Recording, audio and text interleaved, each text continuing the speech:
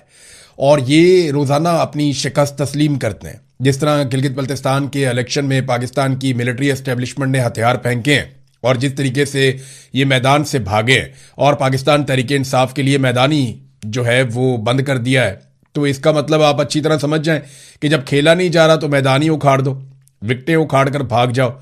और अब तो अंपायर को साथ में लाकर खेलना भी मुश्किल हो गया है। कल एपिसोड हुआ जुनेद अकबर वाला।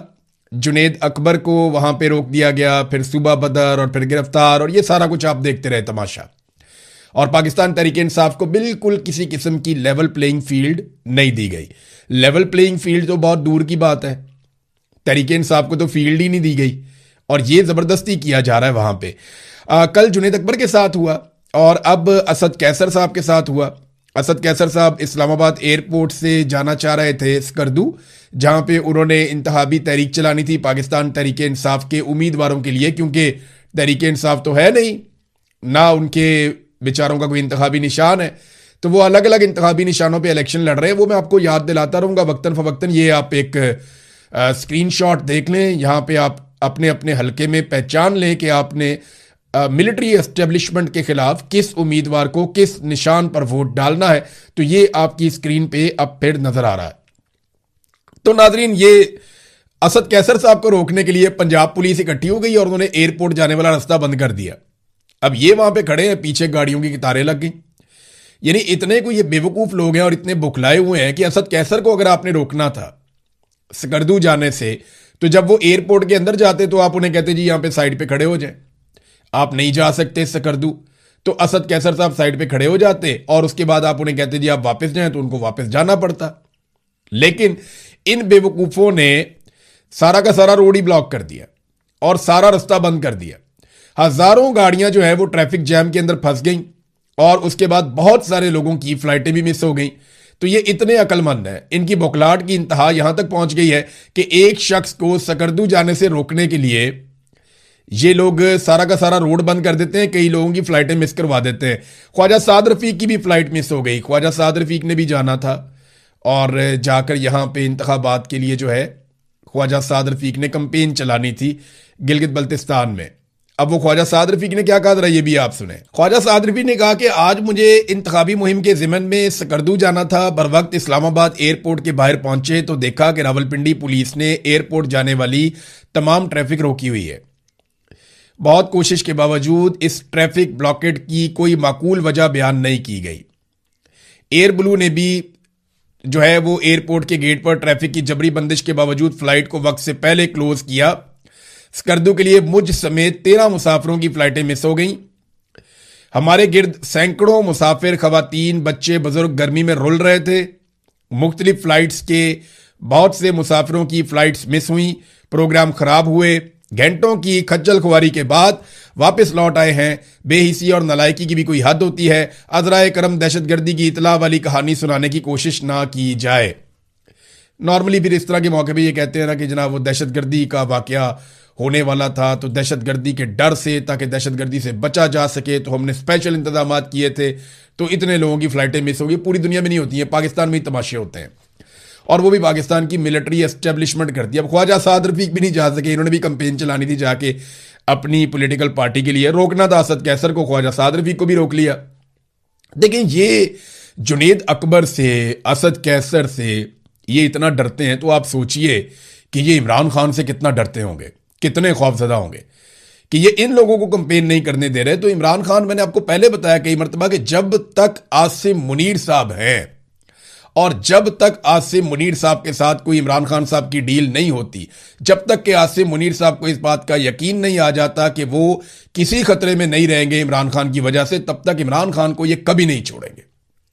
याद रखिएगा, पाकिस्तान की मिलिट्री एस्टेब्लिशमेंट इमरान खान को अपने बारे में या अपने हवाले से सबसे बड़ा खतरा समझती है और वो इमरान खान को तब तक नहीं छोड़ेगी जब तक कि उनको मुसीबत नहीं पड़ जाएगी।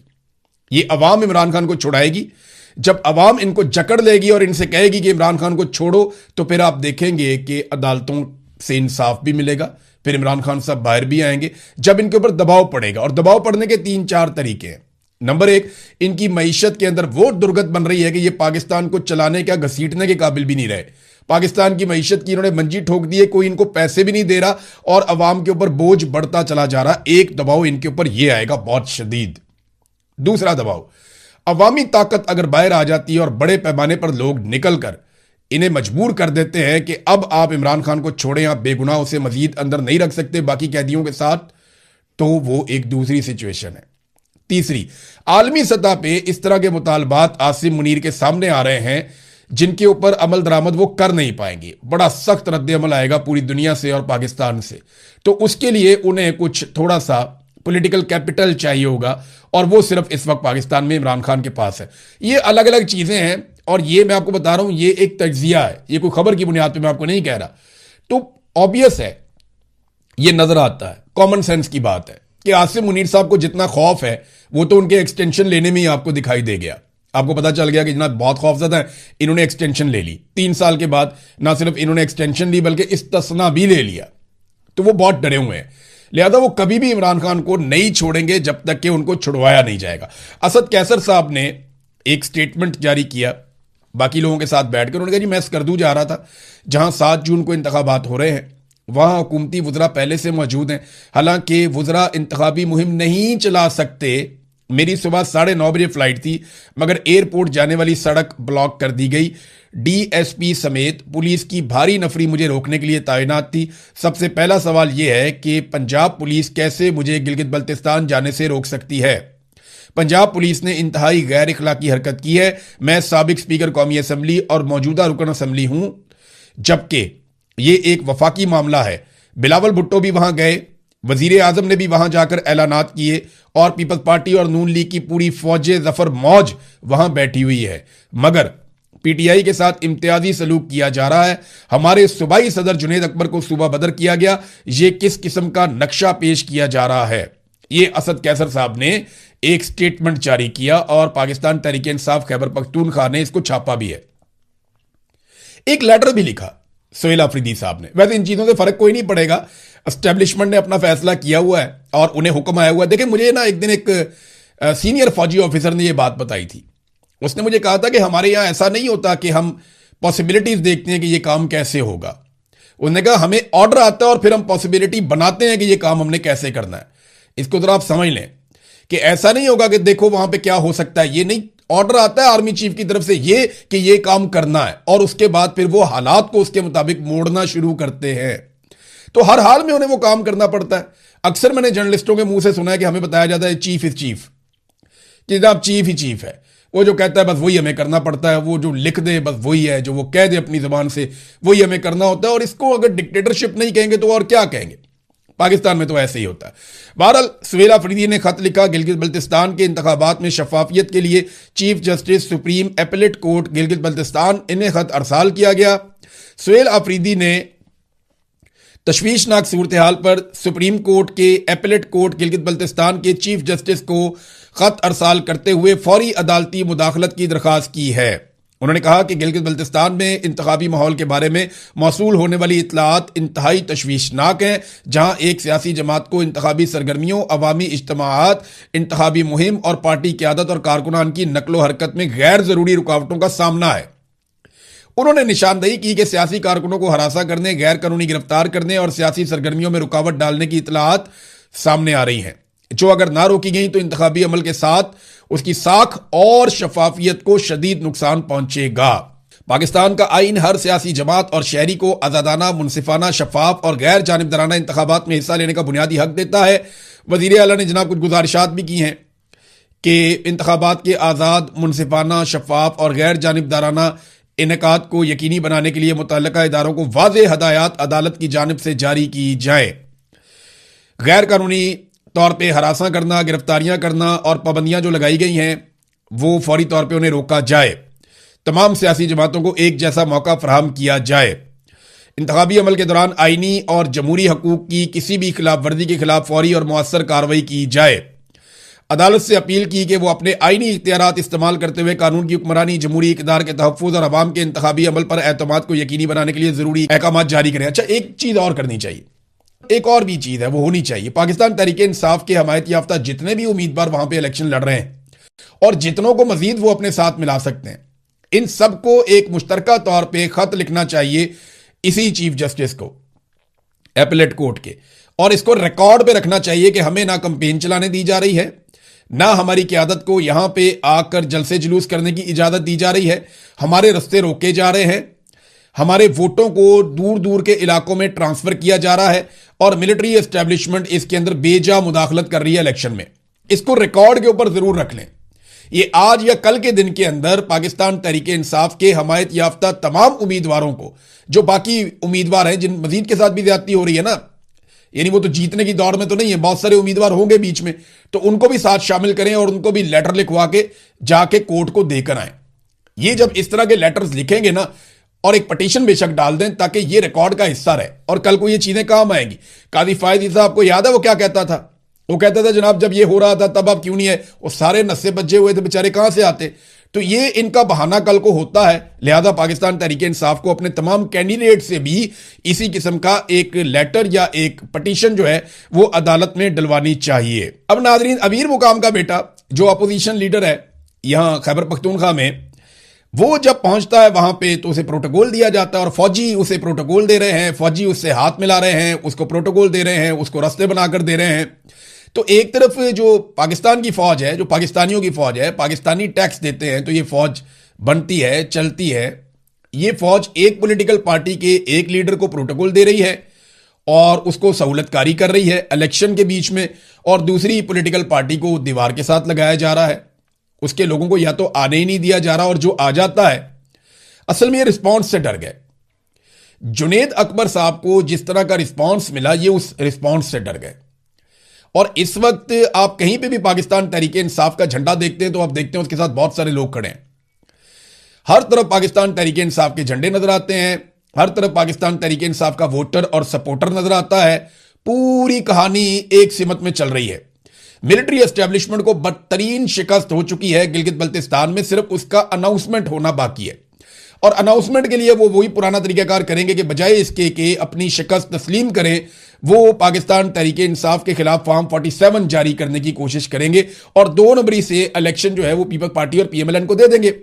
फिर पाकिस्तान में जो टाउट सहाफी हैं वो टीवी पे और सोशल मीडिया पे बैठ के ये साबित करने की कोशिश करेंगे, नहीं जी नहीं, पीपल्स पार्टी ने भी सीटें ली हैं, नहीं जी नहीं, पीएमएलएन ने भी सीटें ली हैं। हालांकि ये वहां पे अब सीटें लेने के काबिल तो दूर की बात है, वहां जाने के काबिल नहीं रहे। आबिद शेर अली साहब भी वहीं पे घूम रहे हैं, बाकी और भी बहुत सारे लोग वहां पे घूम रहे हैं। बिलावल क्या एमएनए नहीं है? बिलावल की बहन एमएनए नहीं है?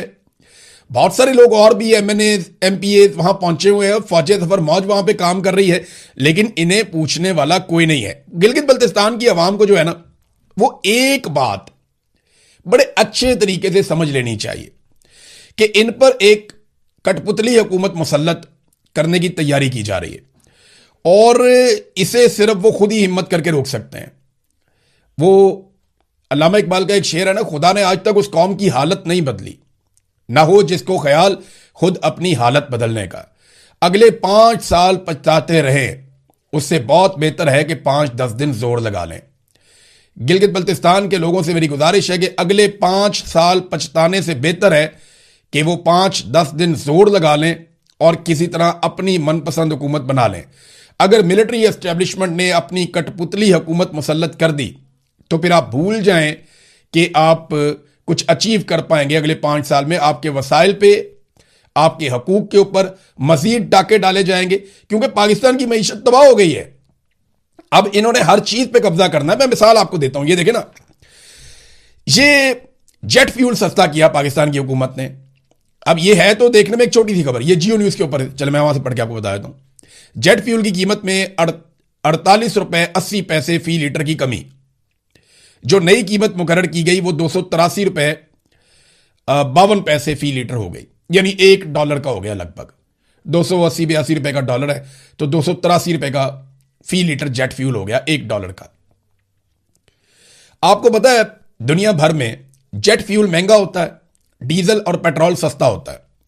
दुनिया भर में जहाजों में इस्तेमाल होने वाला जो फ्यूल है वो महंगा होता है और मोटरसाइकिलों और गाड़ियों में इस्तेमाल होने वाला फ्यूल सस्ता होता है। यही एक पैटर्न है। मिसाल के तौर पे पाकिस्तान इसको बेच रहा है 283 रुपए का फी लीटर, बांग्लादेश 467 रुपए का, भारत लगभग 300 रुपए से ऊपर का। ये पाकिस्तानी रुपयों में बता रहा हूं मैं आपको, 325 रुपए के आसपास भारत बेच रहा है। श्रीलंका 396 का बेच रहा है, चाइना 307 का बेच रहा है, यूके जो है वहां ये 500 रुपए से भी ऊपर का है, लगभग आप समझ ले 600 रुपए के पास।